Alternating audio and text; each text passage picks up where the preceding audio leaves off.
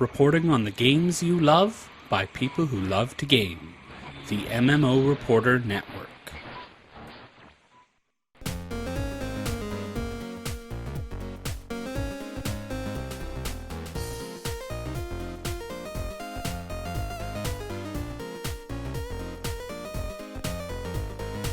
Greetings, friends, and welcome to Episode 5 of the Game Diplomat podcast, a bite-sized show about great games you might have missed. I'm your host, Josh Augustine, and today I want to tell you how I captured mummies, recruited a ship's crew, and sailed a boat straight into the sulfury maw of hell. It all happened in You Must Build a Boat, where frankly, you don't have to do anything. Don't let those big bold letters tell you what to do. They're not your mom. They're not even your boss. They don't know you. But if you want to build a boat, this is a great Match 3 style puzzle game that adds combat and higher level strategy to that adrenaline rush you get from matching all the gems together as quickly as possible. It was created by Luca Redwood under his 88 Games label and self-published. It was released on PC and mobile in June of 2015. So let's talk about how it works. Your character automatically runs through a 2D side-scrolling dungeon, encountering enemies, hurdles, and treasures along the way that he has to get through to continue moving forward. And the screen's kind of moving constantly like those old Mario levels where if you don't move fast enough, you eventually fall off and the level ends.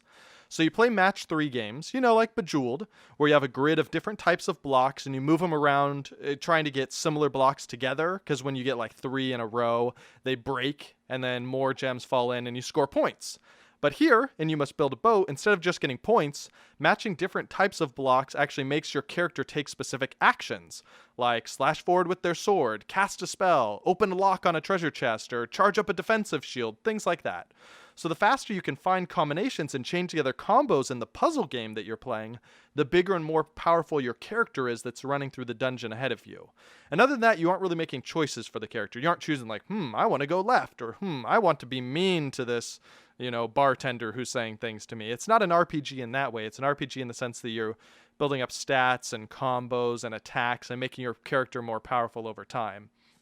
So eventually, you'll need to use a lot of long-term strategy to make efficient use of all the puzzle pieces at your disposal in those boards. Like, you'll need to be really smart about when you use the attack and when you save the attack for later because a boss might be coming up. But at first, you can basically just play it like any Puzzle 3 game, right? Just with a little extra movie of your dude running around killing things above the board. It's just a nice little fun bonus. But everything you do in these dungeons earns you currency or items or that sort of things, or completes quests, which all feeds back into your namesake boat, right? Because the goal is to build a boat for some reason. I don't know why, but you must do it.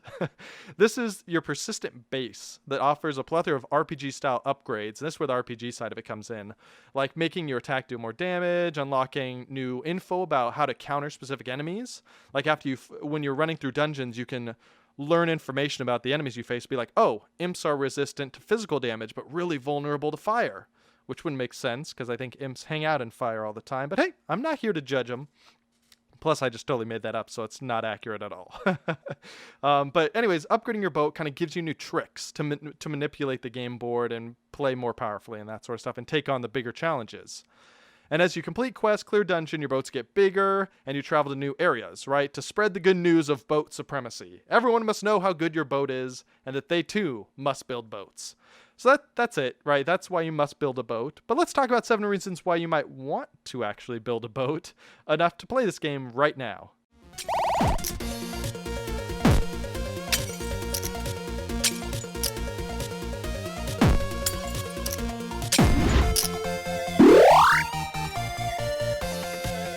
Reason number 1, it's endless. There's no end to each dungeon you play, which is kind of the definition of endless, so maybe that was a little redundant. And then saying it's redundant is kind of redundant. Oh no, I broke the podcast. So you just play as far as you can in each level, and you get points for however far you go. And it says you win at the end of every dungeon, right? But sometimes deep down in your heart that you did not win. You lost within 10 seconds, and that's something you're just going to have to live with.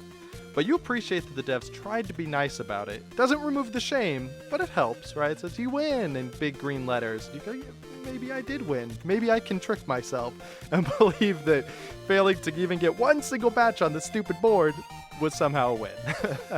But the longer you play inside of a dungeon, you beat levels and move to the next one. And so the dude at top, if he's running through the temple, for example, you're running through the temple, he's running, And then you get a nice little 15-second breather where it says, boom, boom, boom, next level reached, and your dude runs across the board unhindered, right? You can keep matching if you want to, but sometimes you want to save those for when it comes up, because when the threats come up, because then you can use your attacks or use the keys that you have. But sometimes you can just set it up so you're like, okay, now everything is set up so I can instantly make a great combo at the start of next time, or just take a 15-second break while you sit there and just, relax and recover from the adrenaline rush that was the previous level. Or my favorite, you can use a power-up. It's a little tomato, because tomatoes make you run fast. Fun fact. That makes your dude, he just starts sprinting so that he gets to the front of the screen again. So if you were really hanging on by a thread at the end of the level, boom, when you get through, you can recover, set up mentally and in-game, get ready for the next level. But each time you reach a new level inside a dungeon, you get a random perk added on, which is, perk is maybe the wrong word because it's not always a good thing, right? It can make monsters harder. It can make there be more chests or make chests be harder or anything like that. So it'll kind of modify the enemies that you run into.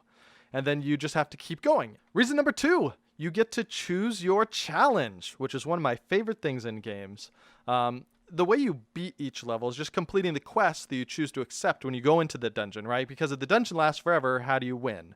And so each time you go into a dungeon, they're given to you in a linear order, but you can choose to take on 1 or 3 at a time. So for example, some of the chests would be some of the quests would be open 3 chests, find the idol, which is hidden in a box somewhere in the dungeon, or defeat an enemy with a fireball was one I did recently. And so you can choose do I want to take 1 of those or 3 of those? Because each time you take one, it adds specific keywords and increases the danger level in general of the dungeon, which is, I think it boosts the enemy's stats, essentially. So like harder chests, powerful monsters, magical dungeons, which means spells do more. Some are good, some are bad, just like the perks. But also each quest you add on also boosts the rewards, right? So if you can take on all 3 quests and do them at once, you get big rewards.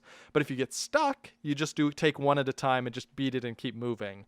So it kind of lets you choose the difficulty level you want for each run, which is really fun. And some quests were so hard, I had trouble just beating that one. So it was really helpful because normally I'd max out the spells, the quests. However many it'd give me, I'd just take. But it's nice when I got stuck to just be like, okay, let's back up. Let's just do this one and try really hard just to beat it. Because sometimes it's match 20 of this specific tile. And so you don't even care if you win the dungeon because you're not even trying to. All you're trying to do is match the sword tiles.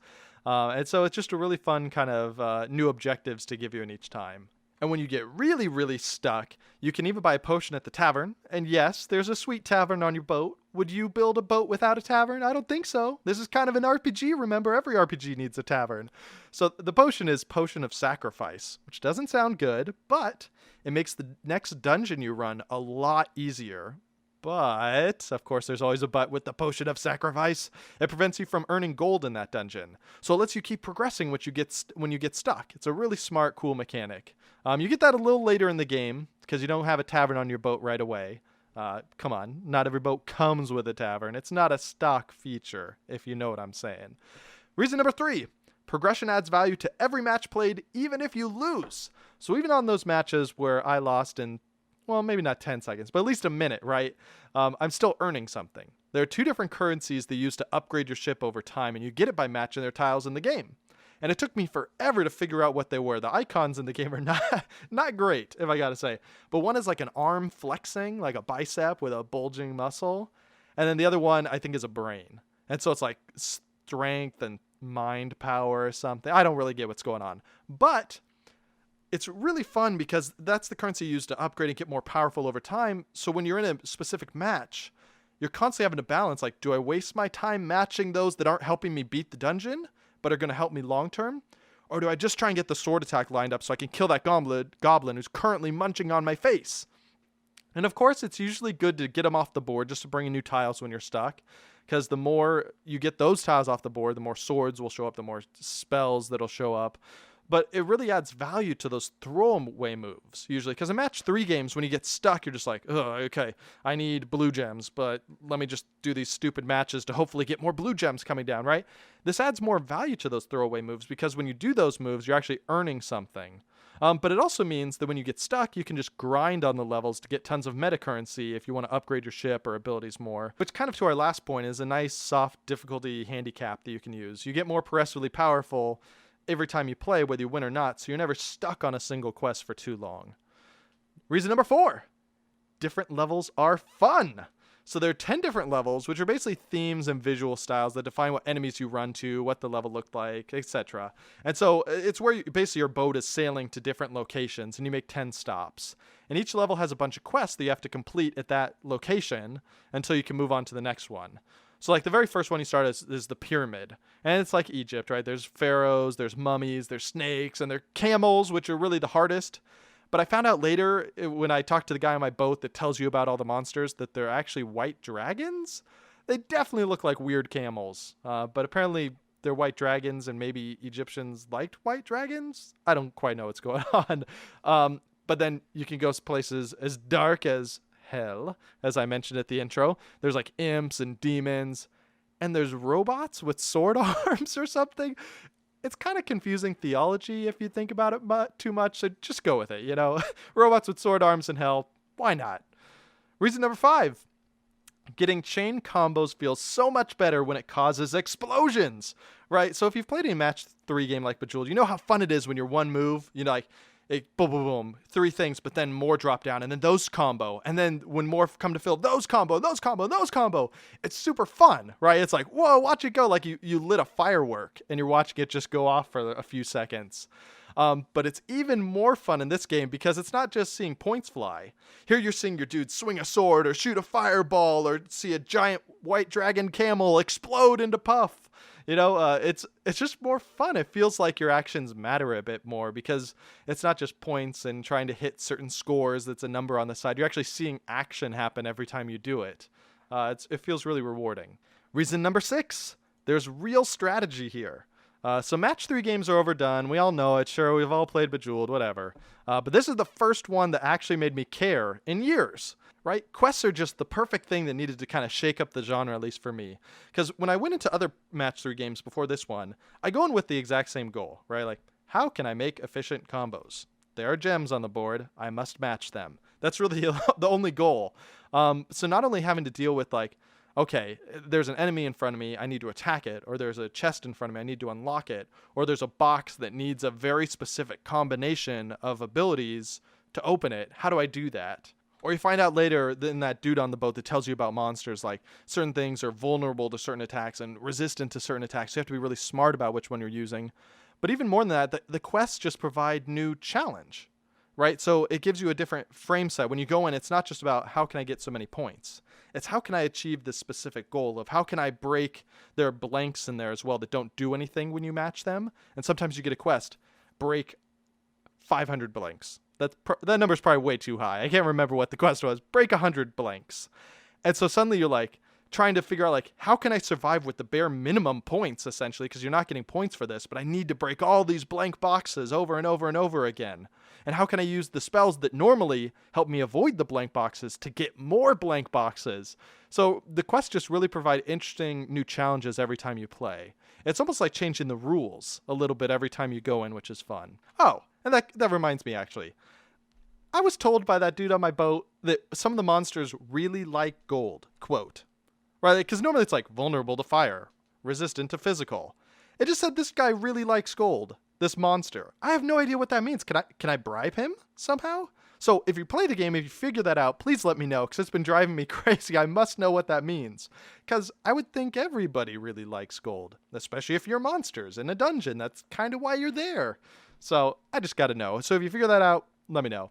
Reason number 7, it's approachable. I know a lot of people who don't consider themselves gamers, but absolutely love Bejeweled or Disney's Zoom Zooms. It's a match 3 game on the phone that's really popular right now. My wife loves it. She plays it every single night. And I think that You Must Build a Boat is the perfect gateway game for people curious about games, but who have only dabbled in match 3 so far, right? It takes the familiar gameplay that after a while they get kind of tired of. Candy Crush, everyone gets burned out after a while, but it adds on a deeper layer that makes it more compelling and kind of makes it fresh again and shows them that adding complexity isn't always a bad thing or doesn't always make the game too hard or too confusing. And maybe it'll kind of help take them to the next step of trying other games. And even if they don't try another game after it, hopefully they at least enjoy this one.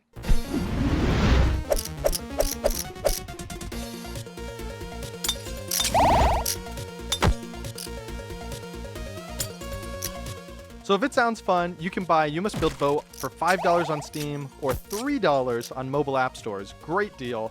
Links to all of that's on GameDiplomat.com, along with everything we talked about here and a video of me playing the game so you can check it out before you buy. Or even better than buying it, you can win it for free right now! Luca, the developer, sent us 3 keys to give away on the show, which is really nice, and you can win one by answering this trivia question. How many levels does a fully upgraded boat have on it, including the very top deck?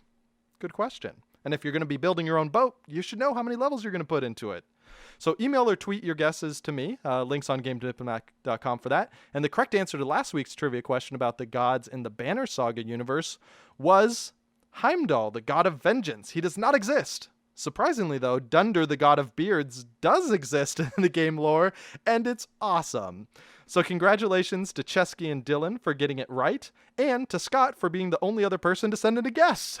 We had 5 keys to give away, but only 3 people sent in guesses, so they all got keys. So I have 2 more codes. If you want one, say that you want it when you send in your guess for this current episode, and I'll give away those keys too. I'll just give it to the first 2 people that say they want it. But at this rate, you could probably email 2 months from now and you'll still get it. So each of them won a copy of the Banner Saga Deluxe on Steam, which includes the first game and the incredible soundtrack. And the Banner Saga, of course, is a wonderful story-driven strategy game that you can learn more about on episode 4. And if you enjoyed this episode, you can leave a review on iTunes, join our Slack channel, which I highly recommend, and our Steam group. You can support us with cold hard cash or just tell your friends about the show. But no matter what, thanks for spending your time with us. I hope you found a fun new game to play. In the next episode of Game Diplomat, we'll talk about Forced Showdown, a solo arena brawler with card game mechanics. We'll see you then.